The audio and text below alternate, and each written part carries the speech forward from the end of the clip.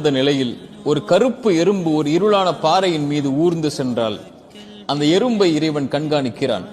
அது நடக்கக்கூடிய சப்தத்தை இறைவன் கேட்கிறான். அது உள்ளத்தில் எண்ணக்கூடிய எண்ணத்தை இறைவன் அறிகிறான். அதனுடைய உணவையும் அவன் தயாரித்து வைக்க மறக்கவில்லை. இப்படி ஒரு சின்ன ஜீவராசியையே இந்த பிரபஞ்சத்தில் இறைவன் மறக்காத போது என்னையும் உங்களையும், என் நிலையையும் உங்கள் நிலையையும் இறைவன் மறப்பானா? இறைவன் ஒருபோதும் நம்மை மறப்பதில்லை. எத்துணை வாசல்கள் அடைக்கப்பட்டாலும் அந்த 1000 அடைக்கப்பட்ட வாசல்களை தாண்டியும் அவன் உதவி செய்ய நாடினால் உதவி செய்வான். ஆனால் 2 கேள்விகளுக்கு இந்த மனிதன் பதிலை அறிய முடியாது. அது எப்போது, எப்படி?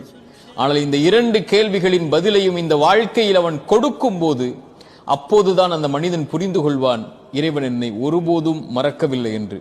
நபி மூசா சொன்னார், லா யதில்லு ரப்பி வலா யன்சா.